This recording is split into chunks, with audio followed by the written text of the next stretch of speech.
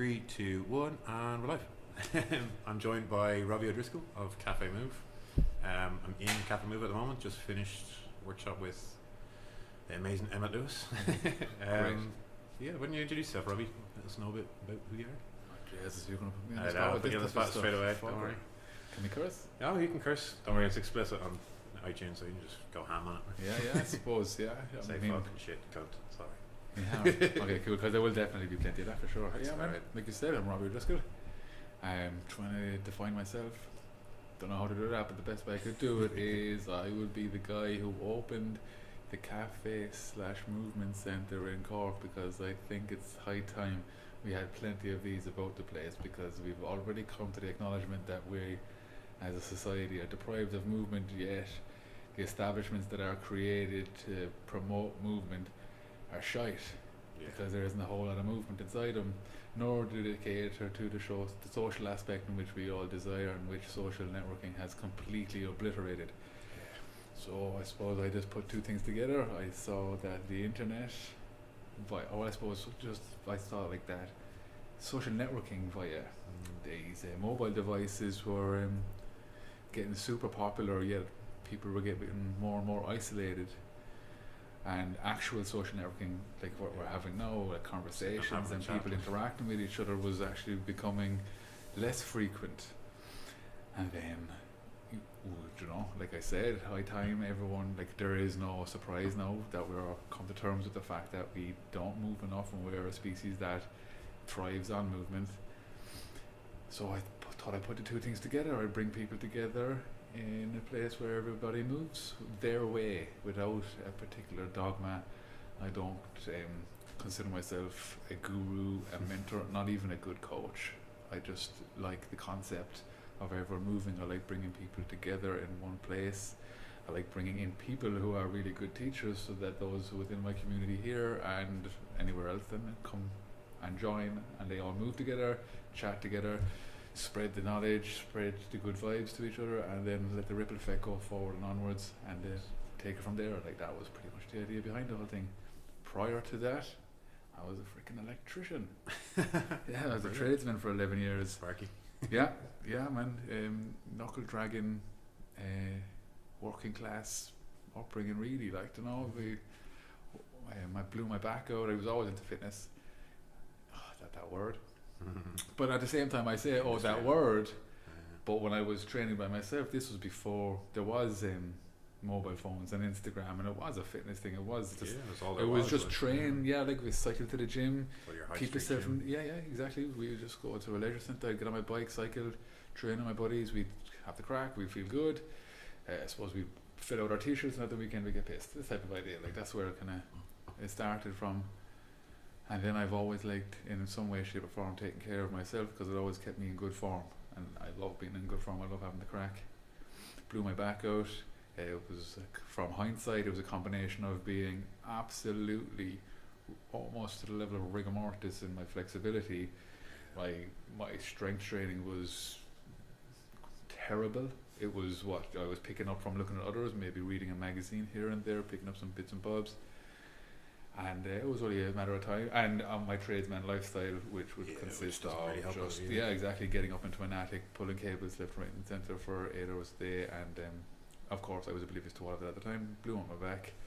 Became couch bound for a long period of time, and it was that was recession. So I was working for myself. I was working for myself with a partner. We had O'Driscoll Electrical, and then the recession pretty much had us by the short and curlies. We were travelling the length and breadth of Ireland, looking for work, and it wasn't long into this struggle period of recession that I went, what am I doing? Like, why am I applying so much effort into something I absolutely, well, it's not that I hate, I don't like, and I was absolutely sure that I wasn't going to be doing it for the rest of my days. You weren't enjoying it. Yeah, I wasn't enjoying it, and I was like, this isn't, like, I'm surrounded by tradesmen. I see what happens to tradesmen who were in the 40s, who were in the 50s, who were in the 60s. The alcoholism is through the roof. The relationships they have with people are absolutely diabolical. Their appreciation for themselves, their diet, everything. I was like, this isn't an industry or a world I'm staying inside. Like, so I did this personal training course in the UK. So I used to travel to and from the UK, attending my workshops and attending courses while doing online content until I became a qualified personal trainer. And then the recession was getting worse and worse and worse. My back was getting worse and worse and worse. And I said, fuck this. At the end of 2011, I said never again. And in 2000, and it was because I saw an opening for a freelance personal trainer inside a gym, inside in Cork. And I went, fuck it, I'm going to go for it. Like, so I decided to hang up the tools and give it a bash. And then start freelance personal training inside a gym. So as I was teaching, I was putting myself back together again. And then as I was teaching, I got quite busy quite fast, actually, by the way. So maybe people were picking up what I was putting down. I suppose I just got the hunger for the information. Yeah. Do you know the relevant? You have a passion for it, like, so. Exactly. Yeah. People, like. I suppose that was probably what it is, like, you know. So yeah, I was really into it. A friend of mine in the UK, Will St. Ledger, was in the industry quite a while. I said, you know, I'm really liking where I'm going with this. Any recommendation of courses, things to go on? And he gave me the recommendation at the time. It was a Charles Poliquin course, nice. The biosignature. Like, when I look back on half the courses I did, I'm like, man, what a waste of money. Mm-hmm. But at the same time, I got some good stuff, like, and I made some good contacts out of it. So yeah, I might be slightly rambling here, but where it took me then was I went to Halmstad in Sweden for this course, this biosignature, where I realised I was in way over my head. The course was effectively on supplementation, functional medicine, like Poliquin swinging a lot of supplements, but at the same time they were providing good content at the time, like, so I learned substantial amount of hormonal responses relative to exercise and taking care of yourself. And then it also exposed me then to the bigger picture.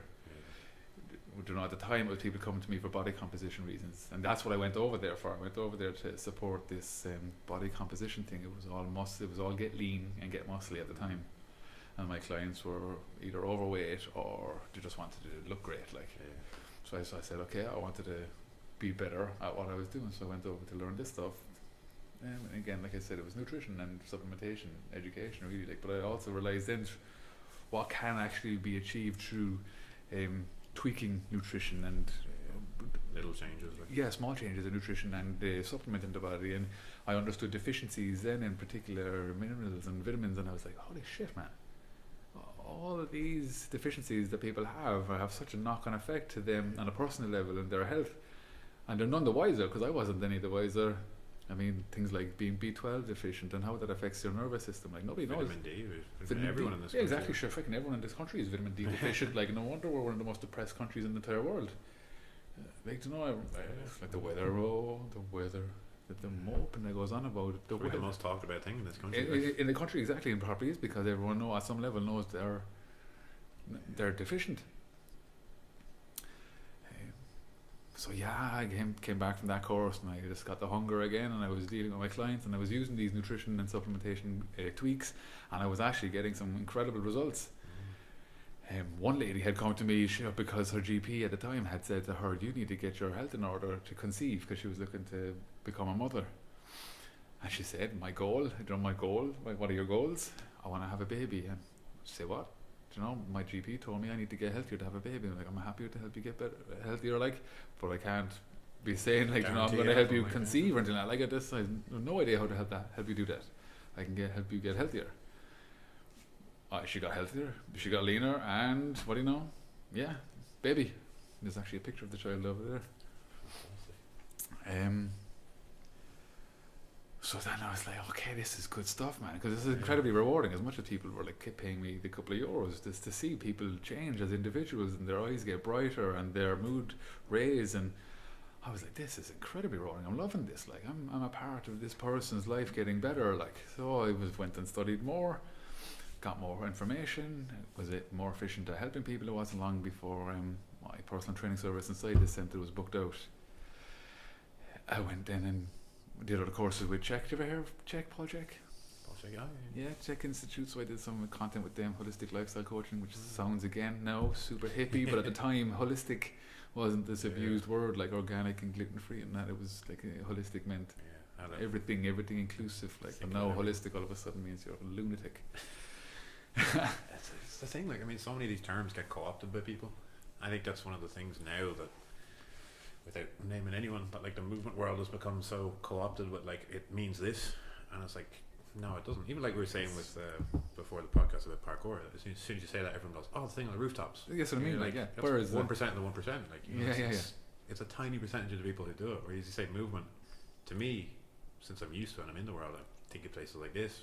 Mm-hmm. You know, these kind of like, it's a community gym. That's kind of the way I view this. Yeah. Like I try to say to people, like I don't, like the same as yourself. Like I've trained so many people with just weird backgrounds, and you know, from office workers to athletes. Like I've kind of trained about everyone. You're just like, do what you want to do. You got it, man. like, Exactly. you know, it's like if you're 90 and you enjoy going out for a walk, and that's what makes you happy, go fucking do it. Walk. But like if you're like, oh, I gotta go lift weights and do deadlifts and shit, it's not gonna work when you're 90. Like, you know, exactly. Do what you want to do in another 20 years from now. You got it, man. Yeah, there's a lot of should. Everyone's talking about, I know I should, and I gotta be doing I should. You're like going, what is your point of reference? Who gave you this information? What makes you think you should? They said. Stay. Yeah, exactly. The people I follow on social media, man, God, get the fuck off that thing. Yeah, that's yeah. I get driven up the fucking wall when it comes to the fitness industry. Where everyone has this idea of things. Like I had someone say to me recently, they said, "Oh, you know, I'd like this to be more intense, but I also understand that it takes time." And you're just like, you just said two completely different things to me. Yeah. You said like, you understand it has to take time, so you understand you have to build up to that intensity. It's not just instantly going more intense will fix everything. And go even deeper. Why do you want it to go intense? Yeah. This is back to that should thing. Yeah, getting that instant result. Yeah, exactly. Your body doesn't work don't that I way, have to like. sweat? Don't I have to suffer? Where's the pain here? And then you're questioning what are you buying? What is it that you're investing in? What, like, you want to hand money to somebody to make you suffer? Like, let's go down this rabbit hole, man. That's so easy to do as well. That's the thing that frustrates me. Everyone goes, "Oh, you know, it was a great class. I was like super burnt out after whatever." Like, yeah, he made me get sick. He's awesome. It's like anyone could do that. Yeah, you exactly. bring a child in, they go like 100 squats, 100 push-ups, 100 burpees, whatever, and then you're like, "Oh, this guy is great. I was sweating. My legs were wrecked for the whole week. I puked a little bit. I'm slightly depressed. Man, I can't wait for next week." Like, what the fuck, man? What has happened? Taking care of yourself. That's the thing. It's like being able to be. You got it. You just said it. Being able. Yeah, being able. Yeah, be pain free and be able to move. That's a god. What more do we want? You know, we gotta like push the boundaries, man. Like, we do handstands in here, like, you know, but handstands effectively is my hook. Yeah. Because I teach an hour and a half in handstands, and we spend probably the whole hour learning how to be really good on our feet. But we'd have to, and I'm going to do a half an hour of teaching people how to do a handstand because it's kind of cool. Like, I can stand on my hands, you get stronger, you get mobile. It's really cool to be able to do a handstand, but it's nowhere near. It's not handy. It doesn't help with anything. Yeah. Your life doesn't get better. You don't need it in life. I had an argument with someone about this recently, purely from the point of the only reason handstands, or at least to me the foundation of handstands is useful, is because you're used to being on your hands. Yeah, you load your wrist, you load the hand, your shoulder gets loaded. And people are like, "Oh, why is that useful?" Well, what if you had to crawl out of a burning building or something? I know that's an extreme case, but what if? Or a classic one for Irish people, what if you're absolutely hammered and had to crawl to the toilet? You know, it's like, I see it. Yeah, it's like, now I understand. You know, people think of like all these lofty goals of like have to be able to do whatever. Like handstands are cool purely because they're fun. You got it, and it brings people together because they're interested in seeing if they can achieve it. And I love that as the hook. It sounds cool. Handstands and coffee. I mean, what are you doing in the morning? I'm going to have some coffee and I'm going to do some handstands. But when we actually get upstairs, I'm teaching people how to stand on one leg for a period of time, how to mobilize your hip through interactive play with each other. Just bits and bobs like this, so that I make sure that everybody's body stay together. They have human interaction. They have physical contacts. They touch somebody and somebody touches them, and it's not a weird thing. And then from there, of course not. Touch has been fucking disrupted. It's been corrupt. Touch is a requirement. It's an absolute necessity, just as much as movement. And both things have been fucking bastardized. Oops, I'm cursing too much. Yeah, like I mean, I've said this to people, and I'm reading about it recently. Kind of like the importance of touch. Anyone who doesn't know, like, it blew my mind to find out that like if a baby's not touched within X amount of time, it dies. Yeah. And you think to yourself, like, holy crap. Yeah. And it's like, so then you can look at it almost like a nutrient. To like me, oxygen, like it must food. be. Yeah. Like there must be something in you. Like getting a good hug from someone, it's nice. Like it genuinely is nice. And there's so many, like especially in this country, there's so many young men who don't get that. it. No man, ever. Yeah, because it's gay. Yeah, and that word has been destroyed. Yeah, used to mean just a fun fella. Yeah, exactly. Like, and even like I've never co-opted anything else. like this homophobic fear has interacted with people's interaction and who they are as a person. But like I said, like I came up in a working class society. I don't know about yourself, but like the term gay would have been thrown around by a bit. So then you have to almost over masculinize yourself to as a form of self-defense or not be exposed to bullying, and then I think it's every you develop this homophobia. You develop this weird ass connection with like, don't touch me. Yeah. You know what are you doing, man? Gay. Get away from me. Yeah, you're gay. And then all of a sudden you isolate yourself and you don't be touched and you don't touch each other. And it's when we're talking about a nutrient, it's the same as going, what do you mean I eat food? I don't eat food. I'm not. It's not wrong with me. I don't need your food. Like, you gotta realize, like, you know, we do need each other. Like I've probably said this a good few times on the podcast, but it's a funny one that, like in jiu-jitsu, and for anyone who doesn't know, this jiu-jitsu goes on right upstairs from here, that like if someone comes in and they've had a shit day, even without them saying anything, once you grab onto them, you're like, what's going on? Like you can kind of tell straight away. Yeah, you're like, that physical contact with someone, you're like, all right, there's something not right here. Like, what's up, man? But you'd be pretty sure that when they're leaving, when they're coming downstairs and they finish their session, they're smiling, man. They can't even remember what happened during that day. That's what Karen calls my fiance. She's like, you just going upstairs for some more hugs? I'm like, well, you can call it what you want. We're killing each other, because that makes me feel good about myself. But yeah, secretly there's a bit of hugging going on. All right. It's the one thing. Like, I mean, trying to teach, like you said, like teaching play. I mean, it's the example I always give, because like I've tried. I could rant about this all day, but I've had it with so many adults and so many like fitness things that I've had to do, and you're trying to say to them like, play isn't, and like it can be serious, and like for pretty much every kid it is. Like you watch kids out playing a game on the street, and someone does something outside of whatever the agreed rules are, they go mental over it. Man, what are you doing? So you're screaming. We said at the start, man. You're on this team. It's like you can play, and it can be serious. Like you know, you can have a very intense workout and have play and enjoy doing it. It doesn't have to be smashing yourself every day. I think it's like the best form of learning. Yeah, because you're enjoying it. Like if you say, even if you're serious, you got a lot of focus going on. You're definitely enjoying the experience, and you're definitely learning. What's that expression? You don't stop playing when you get old. You get old because you stop playing, and it's the truest thing in the world, man. 100%. We all love to play, but it sounds absurd. We gotta be busy. We gotta do business. We got some serious business to take care of. We got bills to pay. We got but then when you start playing, all of a sudden, I think the perception of absurdity is completely flipped on its head. Wait a second. Why am I taking all this stuff so seriously? It is definitely not having a good impact on me, nor my relationships. And as soon as I interact with people, all of a sudden I realize that this play, this movement, this taking care of myself is the serious stuff. The other stuff is silly. It just so happens that have to take it seriously because of the world we're in. Like. Yeah, exactly. We're kind of backed into a corner going, yeah, we do, but like we also have to take into consideration, all right, let's play this silly game of I'm a businessman and I gotta pay such a few bills and I have to do it, but let's also pay the right amount of attention to what's serious. I've got to make sure this body works. I've got to make sure I'm in good form. I've got to make sure that I'm a father that smiles at my son. I've got to make sure that I'm a father who can touch my wife and hug her and empathize with her, and I gotta make sure that I'm working okay. Like, you know, that's what's got to be taken seriously. Like, not the other stuff. The other shite, yeah, please. Good tipple as we go. It's it is like, I mean, so many people get so hung up on like, oh, I have to do this, and I have to do like again, like you said, the should rather than just go out and do what you enjoy. And so many people don't. So many, you make so many excuses to not do the things that you want to do. To take care of it. And you see it so much. I mean, like, I grew up with a work class background as well. Like, my father was a shipwright, and I grew up in shipyards and stuff. Nice. And on building sites as well. You got to go to work with your dad then every now and then.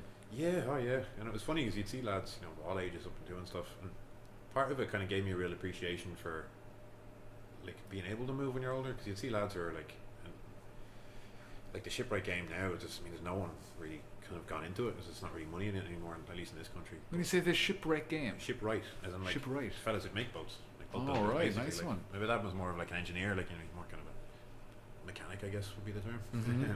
But you'd see lads like 60s, 70s up climbing ship masts, like fixing stuff. Go away. What height are we talking? Yeah, well, you have a boat out the water, so it'll be up, you know, propped up, so that'll probably be 30 foot off the ground, and then another 30 foot up, so you've got what, 60 foot up maybe. Nice. And lads just up there fucking painting away the top of masts or something like. And you'd see boys like that, and you're like, shit, like, you know, like, that's really awesome that you're at that age where you can move. But then you chat to them and it'd be like, oh yeah, but I always wanted to, as mad as it is, and I've heard a few boys say this, I've always wanted to dance. Or stuff like that. And you say, well, why don't you? Who's this now? This is the lads you're talking about who are ship riding? Yeah. Like What age are these fellas? all ages, like from 50s to 80s, some of them. Go fuck. No way. 50-year-old working class boys working away on boats who said that they've always wanted to be a bit of a dancer. Yeah. I suppose you kind of come to terms with things that you ignore as a young fella, like. But you know, it would kind of be in passing, like someone would be like, oh, you know, I always wanted to do this, or I always want to go sing, or I want to play whatever, you know, want to play guitar or any of this stuff. Yeah. Why don't you? Like, you not have a weekend, you not have an afternoon, like. And you go, no, too old. Too late, no, yeah. You gotta be careful what you tell yourself, eh? You might start to believe it. Words are incredibly powerful. Like, like the last podcast I did with a fellow, Phil Greenfield, and his whole thing's, I guess the term he'd use was like a pain specialist. And the amount of him and a few other guys, they've really driven home to me the importance of words and how you can say to someone, I keep catching myself doing it, but you're saying like, oh, you know, this thing is stiff, or this thing is tight, or this thing is, as if it's separate. Yeah, and it's like, oh, you know, it's, let's say like, oh, this joint is stuck. It's not stuck. You know, or it's like someone says to you, oh, I have a weak core. Yeah, my back is out. Yeah. Like, out where? Yeah, exactly, yeah. When I step, like, when my foot goes here, watch this now, it goes like that. You're like going, it's yours, man. You know, like, it's not something separate. Look at that now. Yeah, they just, people get detached from their bodies. Yeah, I know, it's hilarious. Well, it's not hilarious, it's in fact, it's tragic. You don't have to go, that's yours, like, you're in control of that. Like, you can absolutely adjust that. And you only have the one body. Like, you can do whatever you want, but if you don't look after that, you can't. I know, man. It's such an important, what you're saying there, like, it's such an important concept to wrap your head around. Like, it's this responsibility thing. Yeah. And you have a tendency to shy away from responsibilities, but when it comes to take care of yourself, I mean, you can't ignore it. You can't blame it like onto somebody else. You hear it all the time. Excuses, they can't because they can't.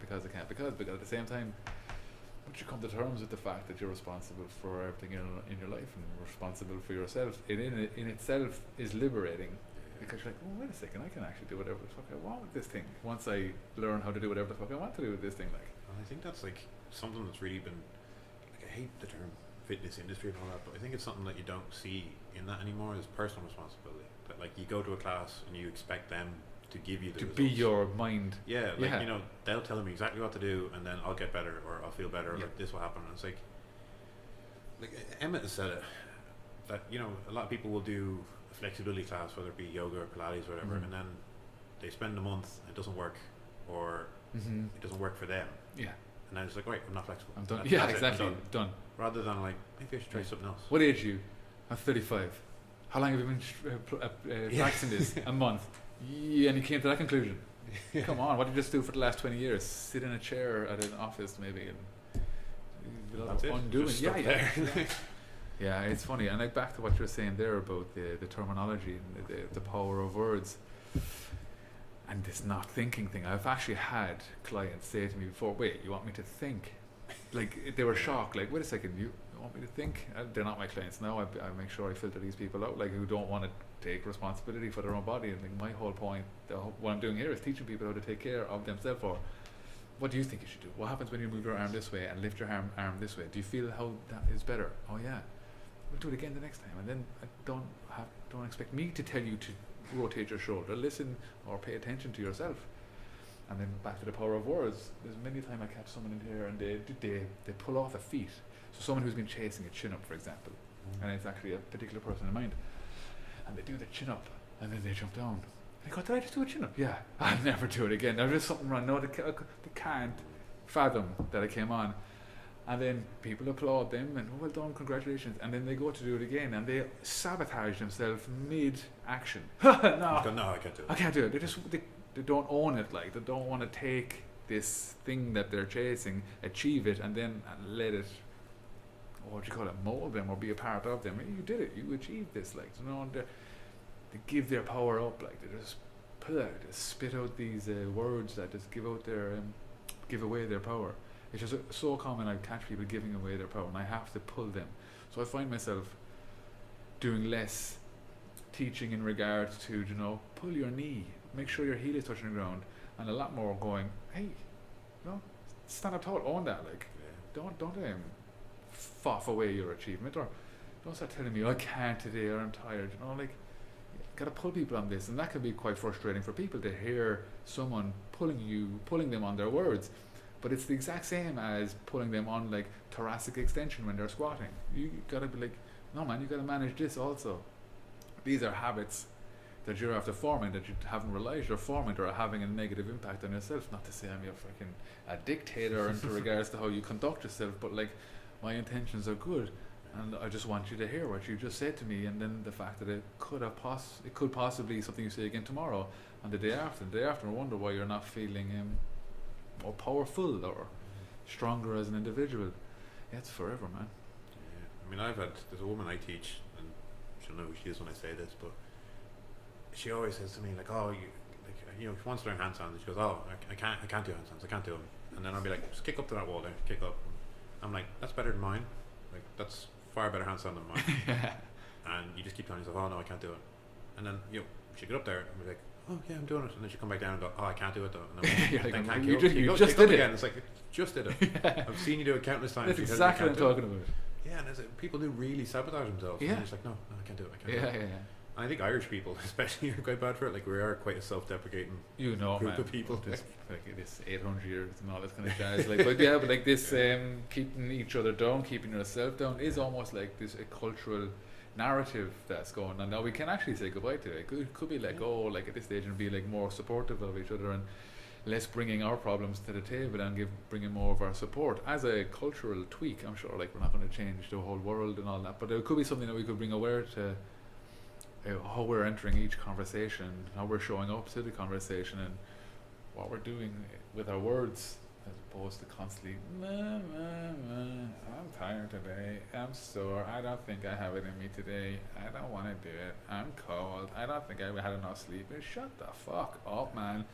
There's people around you listening to your shit. Not only are you fucking pouring your power all over the floor, you're dragging ours out as well. Like, the same person could come in the door and go, let's get some today, let's have some fun today, like, that's why I think like spaces like this are so important, where you, like, that's what I love what you guys have done here. Like, you build a community. You're not there to be like, oh, come in, do your workout and go home. Like, you have a space here, if people are done, like, come sit down and have a chat, whatever. And it's like, places like this, you build that community, people, like, that person gets a pull up, and like you say, people applause. Exactly. It's like that was you in a gym on your own. It's like, oh, I got one. You look around. Nobody's it. They're on their phones. Yeah. It's like the Cheers. Remember the movie or the sitcom Cheers? Yes. Yeah. It's like the Cheers of the gym world. Yeah. Where everybody knows your name. And everyone's interested in your achievements and your goals. They're like going, I was looking at that board behind you there, the goals board for 2018. Yeah. It's fantastic. Like, yeah, a lot of them aren't even interested. like, fitness goals. There's a lot of ones up there just like personal ones for people, which is brilliant. Yeah, this is the things they want to achieve. Like, yeah, people are genuinely interested, because like I think like when you have this kind of community approach. Well, one thing about this community approach is, let's say I tell one thing I know to person A, and then I'd say to person B another thing I know, but person A didn't get B's content, and person B didn't get A's content from me. But then they interact with each other in the facility, and they both share each other's content, and then all of a sudden both A and B have both what A and B learned, and then that ripples out. And then these other people are in some way, shape or form movement enthusiasts themselves, and then broader than that, they're people who have lived their lives, and they all have good content or good lessons to teach each other. And then all of a sudden, like, it's not coming like this pyramid approach, so he's the only guy you got to listen to, he's the guy that tells you how to do it. It's just everybody is teaching everybody. But I mean, and everyone grows so much faster. That very much comes back to like your teaching approach as well. Like, I mean, the way I've seen you even today with people, that you don't just go do this. You go like, here's why you should do this. Here's like the reason for it. And I know people go like, so what?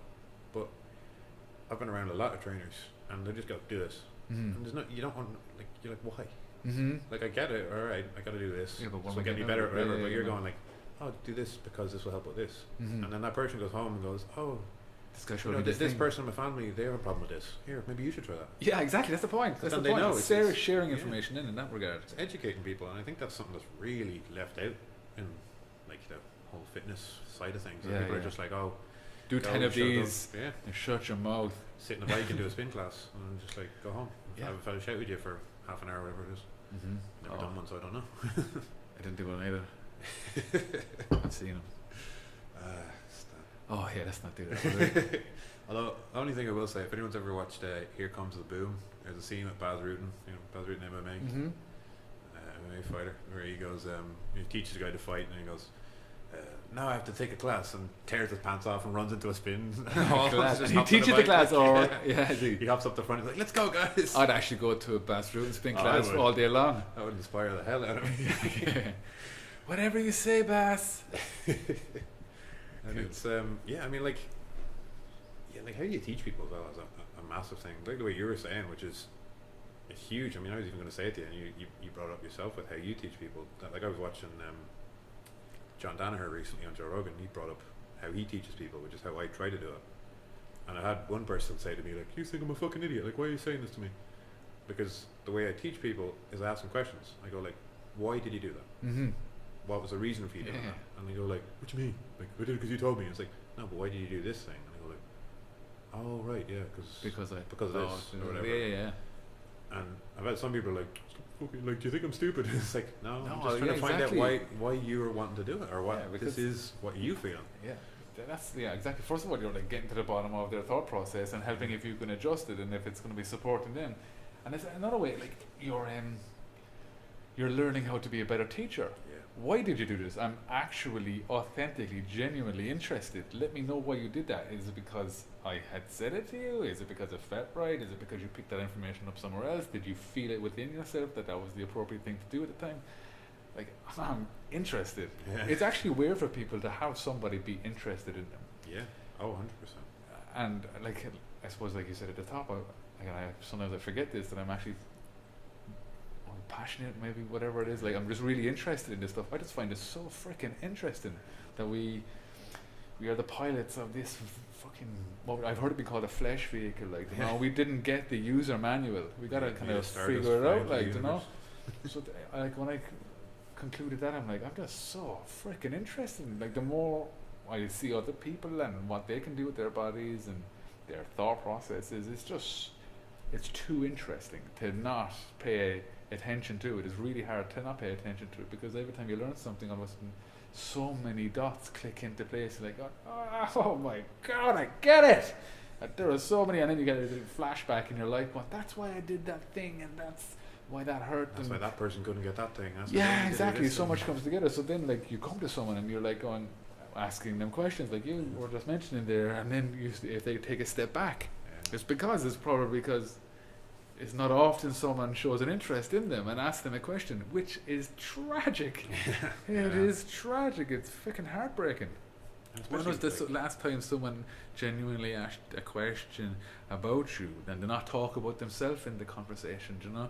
Yeah. So many people come to conversations and all they bring into the conversation is shit about themselves. Shut the fuck up, man. They talk at you. Yeah. Here's me dumping, see you later.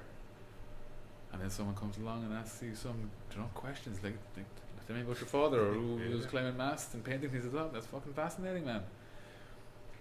That's like you said. I mean, like you said at the very beginning, and I think that's why podcasts have taken off so much. Is that people don't sit down and talk anymore. They don't sit down and have a chat and talk for hours just about stuff. Anything. Exactly. Yeah. See what happens. Yeah. I mean, like these.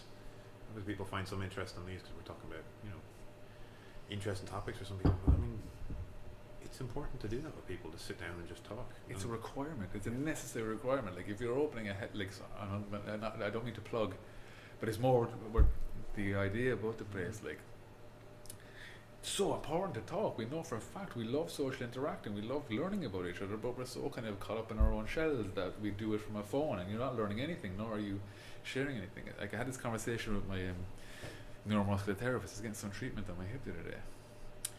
And he was talking about this gym he was in. Oh, it's a pretty well known gym in Cork, like, and he was saying that, what's happened, man? He's like, what has happened? He was saying in the gym there was 2 girls wearing bikinis, each with their separate entourage, who had their phones out, just taking photographs of these bikini girls lifting a 4 kg weight up above their head, multiple angle photographs, and then the weight would go down until they went over to the next thing, in which they were just posing, not training.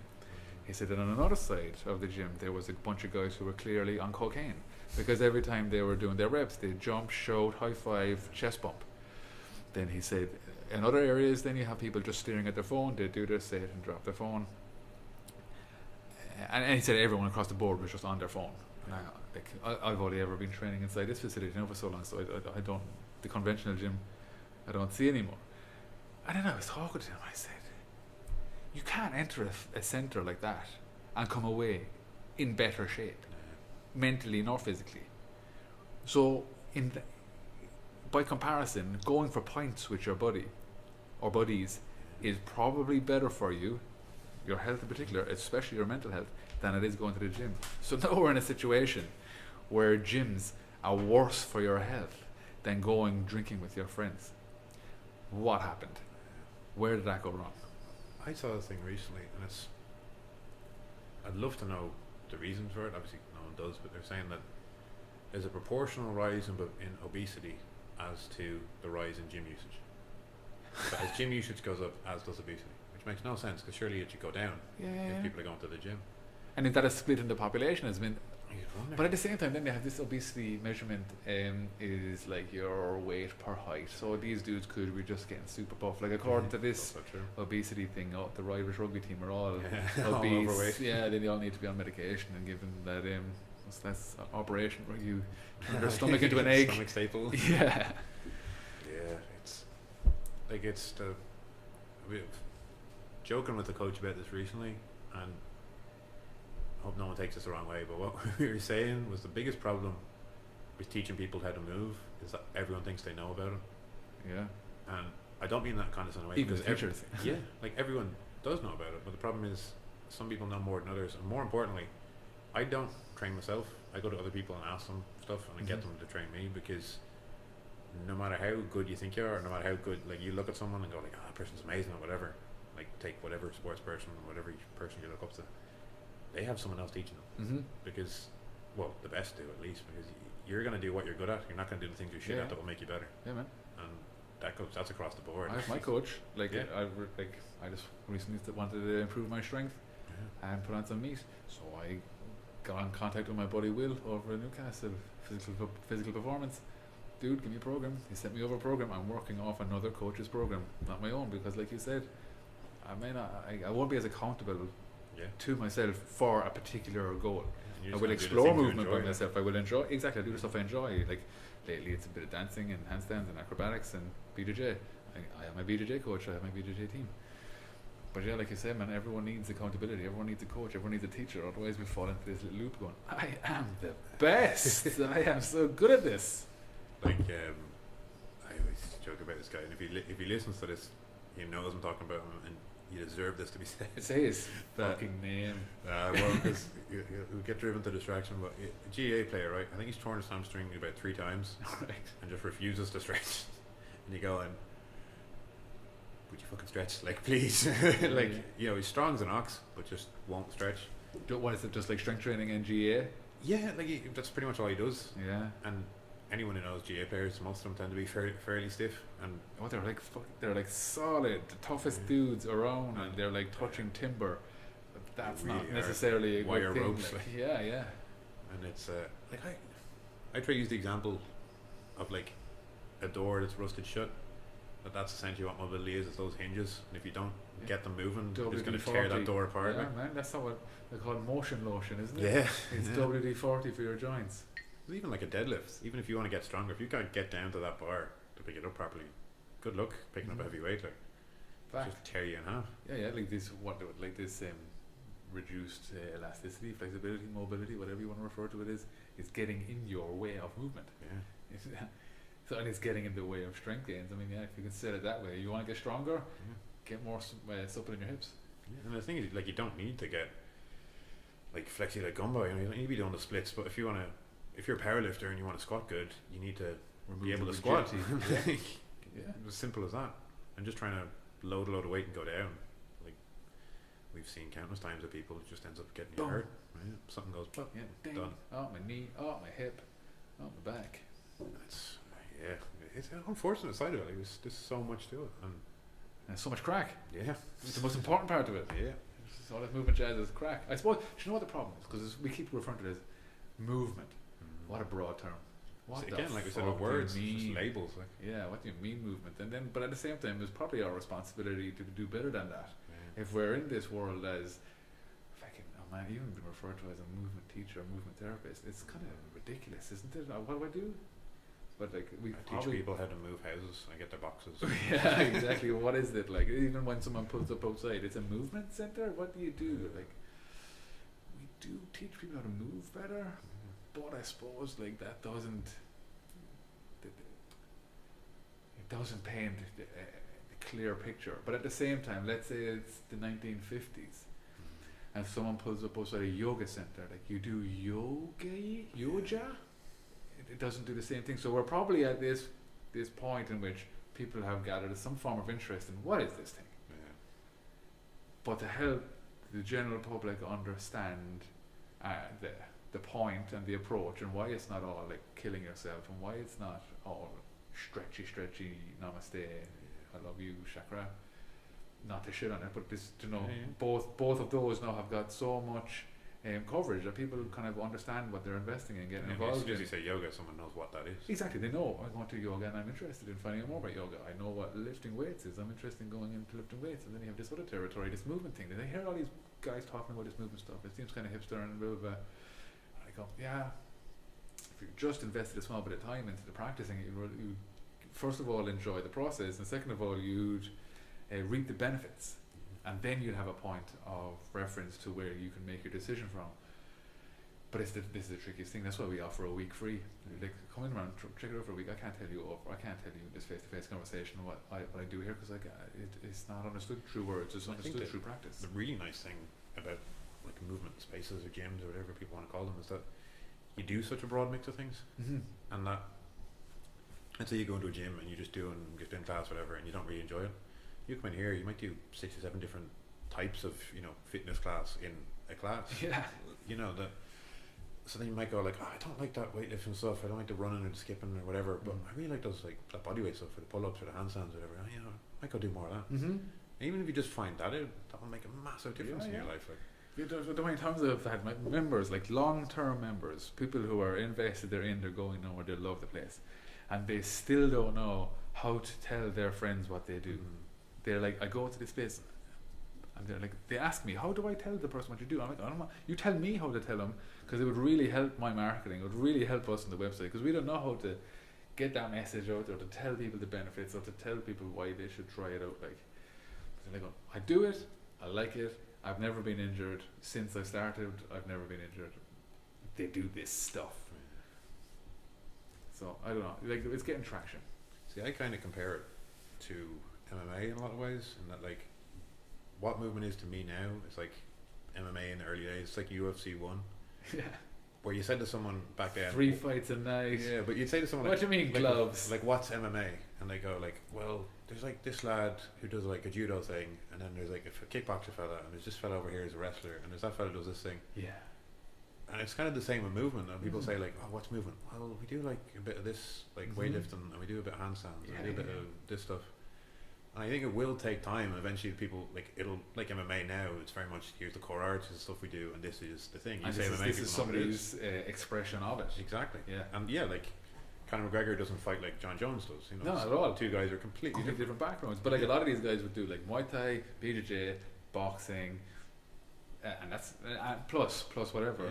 But everybody's expression of it is completely individual specific, and those who even take it that bit further, who are even more individual specific and express their individuality through their movement, through each of these disciplines they came through, are the most effective at it. Like, so you can't look at someone and go, oh, he is a Muay Thai fighter. You go, no, you'd have to call him by his name. Yeah. Because that's the only way of identifying him. Like, that's the way John Jones fights. That's the way McGregor fights. That's the Like way there's GSP fights. A friend of mine made a great point with that, and he said that like those guys, those iconic guys like Muhammad Ali here, if you put that silhouette of Muhammad Ali up on your wall, just black outline, You know, straight away you go, that's Ali. Yeah. You did the same with Conor. You'd straight away go like, oh yeah, that's Conor McGregor, or that's John Jones. Straight away you could tell, because those guys move their own way, Yeah. and it's because they've, I don't know, guess like we said, they've cultivated their own way of doing You things, got their it, own man. way of moving, Yeah, the exactly. stuff that they enjoy doing, You got it. and it's You- finding that mix of stuff and that mix of stuff that makes you happy. Like, You got it, man. So then, on that, then any movement teacher is going to have their way of teaching movement because they've learned their way. So like they've come, like they could have went through years of yoga, years of strength training, and then they were maybe soccer players prior, and they teach what they're putting together then with their information, and they're traveling to workshops and their courses, and it's going to be their type of movement teaching. Or you can have the guy who was a competitive martial artist for a ton of years, then life got the better of him and he needed to unwind, so he took to yoga for a couple of years, and then after that he was like going, no, I don't need this anymore, so he took to what could be the best next thing, maybe Olympic lifting. But I just want to get stronger. I found out I was a bit too unstable after all the yoga I was doing. Then all of a sudden he's like, no, I'm not any of these one things, I like all of it, I like moving. So then he's going to teach his content his way, and then he's going to identify with the fact that no, it's broader than this. Take on more courses, attend more workshops, go to see that this world is infinitely large and you can never know it all, but you can only ever learn, absorb, apply and share what you pick up along the way, your way. So the more people who do that, the better, because you can't own this shit, man. You can't be the one person, you can't your own be the individual movement teacher. pursuit within Yeah, exactly, man. movement, fitness, whatever the hell you want to call it. It's like you should. You can't have a title in No. this game. You can't be like you can have personal trainer, you can have yoga teacher, you can have physiotherapist, but in regards to this movement stuff, even to go by the name movement teacher is, you can't really take that identity, because like you're a one, I'm apparently one. Today in this workshop there was a ton of other ones. Yeah. But go to any one of our classes and I can guarantee you they're worlds apart in how they're done. They're nothing similar, so we're probably best just being identified by our first name. Yeah. There's Nathan, he knows how to move. There's Robbie, he's like at the movement place. It's that place down in Cork. They do the movement stuff. They do the movement stuff, exactly. Just someone asks me, what do you do for a living? I does the movement stuff. Right? That's the stuff we do. We just move. And sometimes it's like, man, I wouldn't mind being like doctor. Because then it's like all of a sudden the integrity goes way higher. Like Emmet said, when he doesn't want people to pester him, he just says, I'm an IT engineer. And they go, alright. Is that right? Yeah. Is that right? I'll have to adopt that one, because as soon as someone finds out what I do, they tell me what they've had for breakfast, or they tell me about the pain in their shoulder they have had for however long, and it absolutely drives me insane to the point in which I just kind of recluse and Just sit and stare at nod. the floor.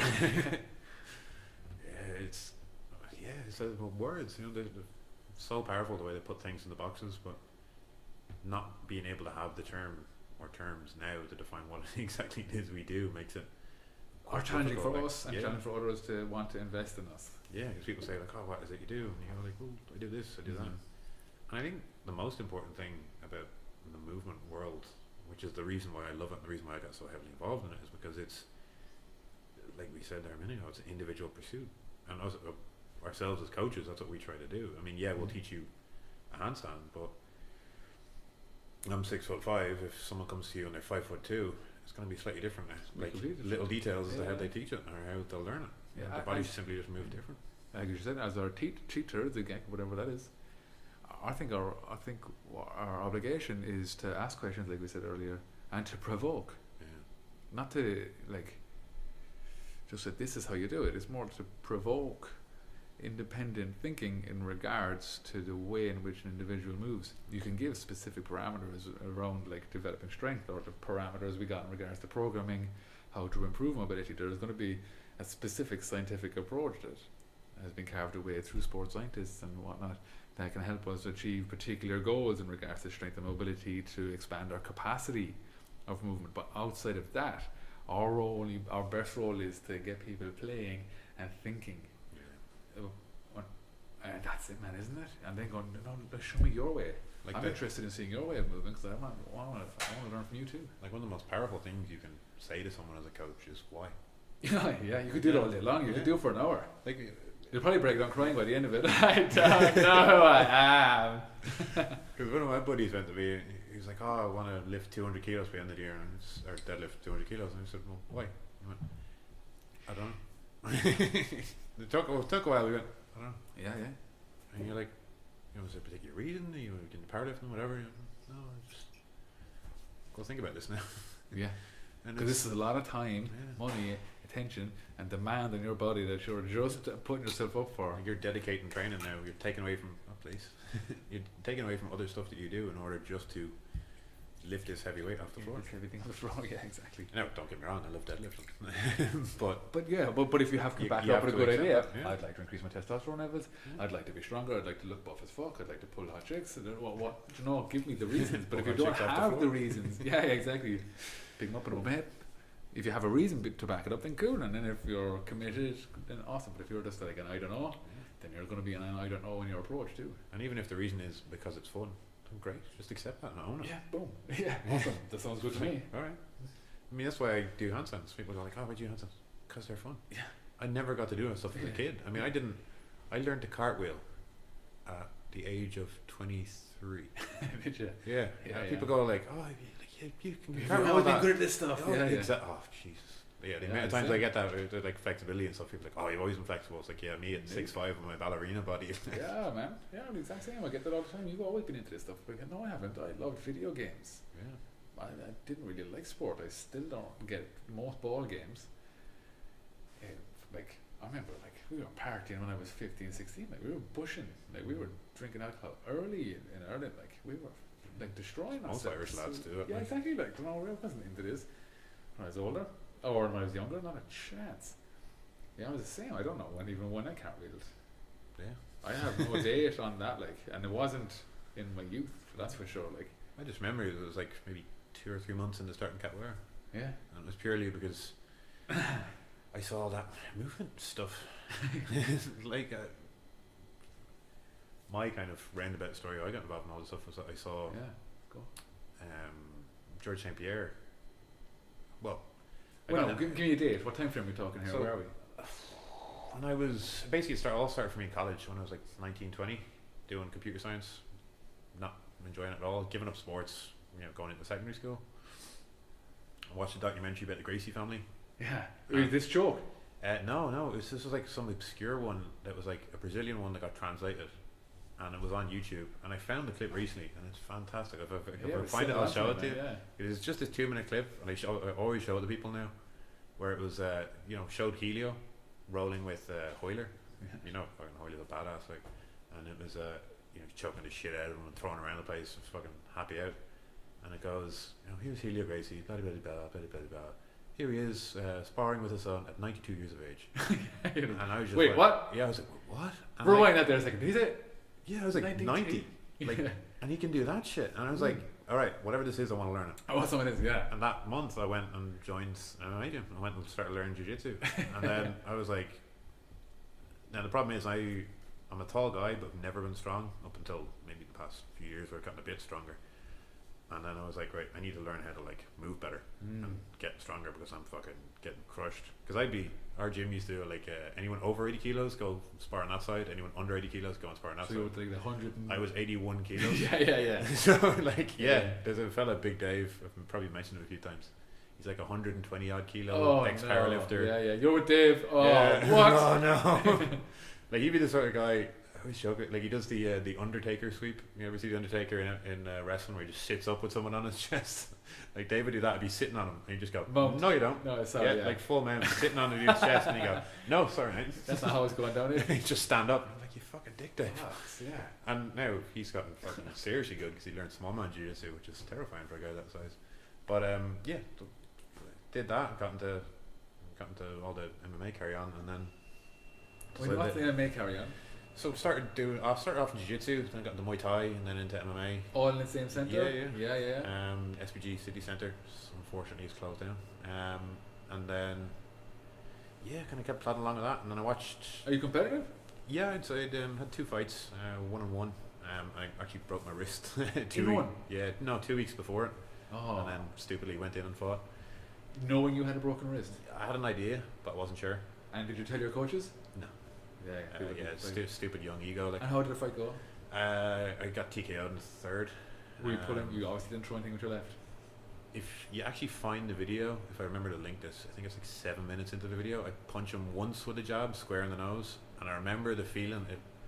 Still to this day, I remember it was like crushed glass was inside my wrist. It just went like, and I felt it and just went, no, I can't do that again.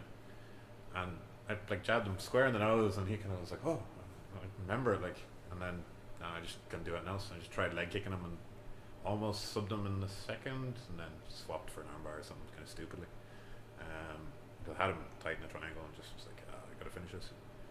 Fair play to the guy, great fight, like. But yeah, that took me out for the past few years. The wrist. Yeah, but made me a much better teacher, because having to teach handstands and you can't use your hand makes you pretty good at Pretty teaching effective. them. Yeah. Pointing. You have to get a lot Do better this. at actual cues that you give people. And yeah, I was in college hating it. And here's like the big reason for me why it was so important. I was in college getting C's and D's. Within that year of taking up MMA, I was in B's and A's. What? Like, because I was miserable at home. Like, all I do was get up at 6, go to college, come home at about 7 or 8, study, go to bed. You just drag your ass through your studies. So Yeah. And what was your focus in? I just did it because. But I mean, like, for the positive side, like the benefits from like physical that. exercise, did it improve your focus or just your 100%. intention? It improved everything. Like, I was happier. I was doing stuff that I wanted to go do. I actually wanted to go into college because I knew at the end of it I got to go to MMA and I got to go and train. Okay. And it just completely changed my outlook on life. And Just from taking taking those on classes, some they're just by moving. yeah. Not to say like taking Not, on movement, but not any particular not taking thing. It was action, just just that the was fact that something you that I were moving. enjoyed. that man, that's fucking testament there. Yeah. Like I'd always wanted to do martial arts ever since I was a kid, but I grew up in Wicklow, so kind of rural Ireland. Well, not so much anymore, but back then I think there was like maybe one karate club, and that kind of closed down, and I was a member of it, and then that was it. And now it's like a fucking MMA club, a kickboxing club, a boxing club, a gymnastics hall, everything put in the town now. Nice. But unfortunately, I don't live there anymore. Yeah, but it's good. But it's good to see all these Yeah, establishments. it's fantastic. coming up, And yeah, I mean, I got into MMA and jiu-jitsu, and I remember watching this will, if anyone can date it, I'm sure they'll find the clip of George St. Pierre when he took up gymnastics. I think he was fighting Johnny Hendricks at the time. Yeah. And I remember him doing gymnastics, and I was like, fuck, like this guy's one of the best in the world. I must try this stuff out. So I got really heavily into Is that. this when there was videos of him going out doing the muscle ups and that? On Yeah. Like, Like the kind of very first stuff he was learning to do, like doing L-sits on rings and stuff. yeah, and yeah. it's like, I've shit, seen like, those videos. yeah, this guy. Was he doing like some handstand push up as well or something, or a Probably, planche or yeah, something? he's doing all sorts of crazy like, stuff. Yeah, just muscling in it like. Oh, George, you're So a great guy. then I was like, all right, I need to like do something else to get fitter, and that just sent me down the rabbit hole of learning about this stuff. Oh yeah, both for gymnastics strength training, was it? Yeah, well, Where did you go to for that content? So first started off, I've always had this idea, kind of the Bruce Lee idea, is find out who's the best at it and figure out what they're doing. Right. So for lifting, I went and looked at like the West Side guys. Yeah. So I was like, all right, these boys know what they're at. yeah. And once I started doing that stuff, I think. Is this all the University of YouTube now? Loads of different stuff. Getting in touch with people, other like contacting coaches online and being like, hey, can you offer me some help with this? Can you point me in the right direction? Obviously YouTube stuff and so much stuff online if you know where to look. That's the hardest part. Is like, as people have said, is getting that bullshit filter, dialing out the bad stuff. But you have to do all the crap first, and you have to, so you have a point of reference of what it actually is, and you have to bullshitter, learn and that get as an a eye coach. for the bullshitters. Yeah. And I mean, even when I started coaching people, I taught for about 2 years for free. I just wanted to learn how to coach people. And what did you do for an income? I just worked in IT. Oh, right. Just kept doing it. Yeah. I was like, right, I need to just. I felt I owed it to people if I was, if I was going to, really seriously train people, that I had to make the effort to actually do it properly. Nice. That's good. And then even for the first year that I started training people, I was charging like fucking nothing. And it was just making that real conscious effort to like make sure I know what I'm doing. And yeah, like I looked at the gymnastic bodies guys at the beginning, because they were kind of the summer and stuff. yeah, Chris Summers, because they were probably the most well known in the gymnastic world at the time. And then long story short, through talking to some of Kit Loughlin's guys, they recommended the GMB guys. I started one of their programs. The Ryan Hurst crew. Yeah, and then I joined GMB actually the year that I broke my wrist. Not connected. No, but again, kind of male ego. I saved for a year or two to get the money to do the apprenticeship with them, and did the apprenticeship with the wrist broken. Oh. Yeah, which is a bit silly because I left it for almost a year to get the wrist fixed. And even more awkward that I learned to handstand on a broken wrist. So like You learn to actually do a handstand on a Yeah. broken wrist. so like all my pictures is like me tilted Yeah, slightly so to the you right. one side, this guy can't handstand. It's like, no, you're gonna get a tattoo on your back for all your Instagram podcasts. Broken wrist. It's over here. But yeah, and it was just kept going down the rabbit hole, and then going to stuff like this, making sure I go to workshops and finding out who the best people at this stuff are. And it's, I understand for a lot of people it's not like a viable option to spend like hours each day researching who the best people are and figuring out what Yeah, I works. know. But I think that's the, like attending workshops, man. Yeah. It's the way to go for sure. Like that's why I think like making this place was relatively selfish too. At the same time, like as much as I want to share it, I want to learn. And having a place, I figured I get to learn pretty much for free. I And mean, in like fact, I- I can get paid to learn. Like I said to you before this podcast, I mean that part of the joy for me is I get to sit down with people like yourself who actually want to talk to and sit down and have a chat but about this stuff. yeah, Like, it's the point of it. Like, yeah, like I get BJJ on my doorstep. I got Yeah. BJJ where I work. I have, like, Emmet showed up today. I get to learn how all the Yeah, you didn't have to content travel links over to fell England out. or whatever to go Like, David Christensen, you workshop. were Marmerstein, they came here. They came to my place. It's like, cut over to my house there and teach me how to do the stuff you want to teach. Okay, I'm like, oh, cool, that works. Nice, thanks.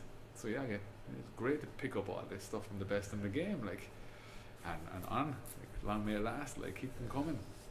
I think that's kind of the unfortunate thing for a lot of people with social media. Like we were kind of talking about earlier, that like so many of the, you know, the fitness gurus and that bullcrap, often the best people in the world and stuff they're not good at marketing. They're just terrible. good at doing what they do. They're freaking terrible, man. Yeah. Every like single Yuri's actually a good example of it.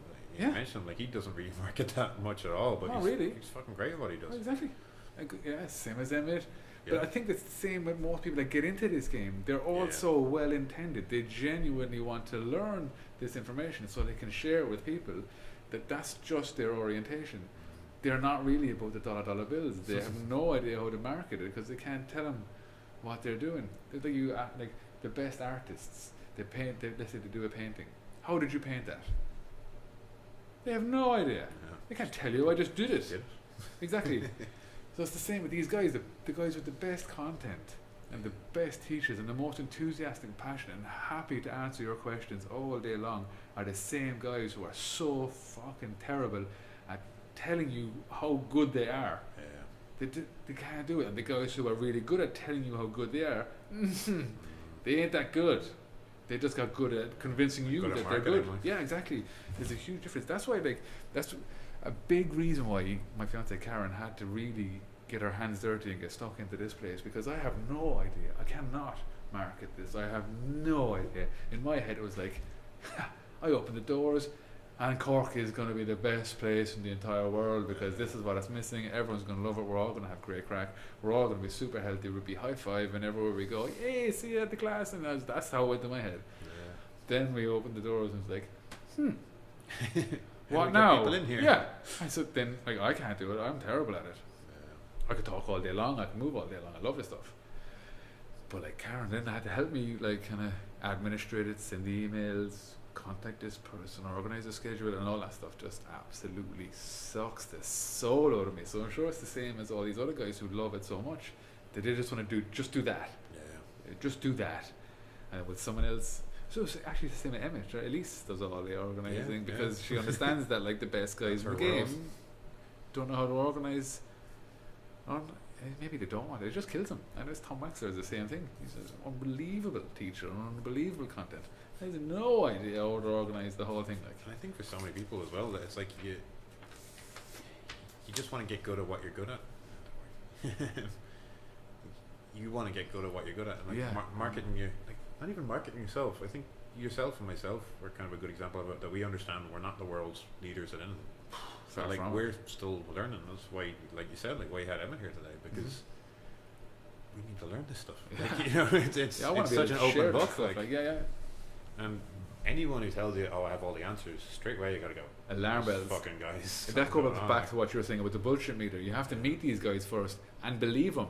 Yeah. It's like, awesome, I found this guy, he knows everything, to practice the stuff, and then hit a wall, or hit an injury, or hit something to realise, oh, wait a second, he doesn't know everything. I've had my fair few teachers who I've realised are full of shit. Like cult of personality is a big thing with a lot of people. Like. Was it? That kind of cult of personality, like, you know, you follow them. You're not following whatever the method is or the thing behind it. Yeah, but I suppose in that feeds off then this sense of belonging that people have. They want to become a part of a group, slightly culty, or like, this is my teacher, this is my thing, I'm in this, I belong to this tribe, it's us and them, this is our way. And then, but what can you do? How does your body feel? Oh, it kind of hurts. I go, no, okay, what are you investing in here? What's your thing? Anyway, I won't go too. I'm not gonna be. I don't want to shit on people. Well, I think that's like the importance of a place like this, and why this place is what it is that it's inclusive, it's not exclusive. You're not like keep members out and driving the price up to force people away. You want people to come in, you want it's them like real world open source. offering like 1 week free training. I mean, that's incredible. I mean, most high street gyms wouldn't even consider doing that. I think it's necessary so they can get a sample. What we have: upper body training on a Tuesday, movement training on a Wednesday, lower body training on Thursday, yoga on a Friday, handstands on a Saturday. So it's like, how can I explain to you the benefits, and other than going, just man, try it out. If you like it, come back. If you don't like it, then have a good life. And if you ever want to come back, the doors are always open to you. Like, I don't want to be pushing anybody. If you have to convince anybody or push anybody into the place, already it's a problem. Already there's a small bit of friction there. I like the members in here that like being here. They waltz in the door and they do the practice and they giggle, interact with each other, and it's just good crack. Like, everyone gets healthier, stronger, more mobile, more vibrant. And I don't know, I have this idea in my head that they all have a longer chance of living that bit longer with a higher quality of life because of it. Like, if I see people smiling and their eyes bright and because of this place, then good job. I'm alright with that. Like, I mean, for sure. Yeah, maybe that's a great spot then, though. Oh yeah. So you let people know how to find you? We're cafemovecork.com. Our website has any upcoming events, as well as the application form for a week free. You can apply for online coaching there if you wanted me to try and make you up some type of program to help you achieve whatever goals you're looking to achieve, or if I can help at all, I'm happy to interact through the wire. And we're on Instagram, it's probably our most active one. Again, that's Cafe Move Cork on Instagram. Yeah. I'll post loads of links in the descriptions of various appreciate that, man. places that this is. Yeah, thanks absolute for the chat. pleasure. That was absolutely way easier than I expected. It's great crack. Excellent. Cheers, people.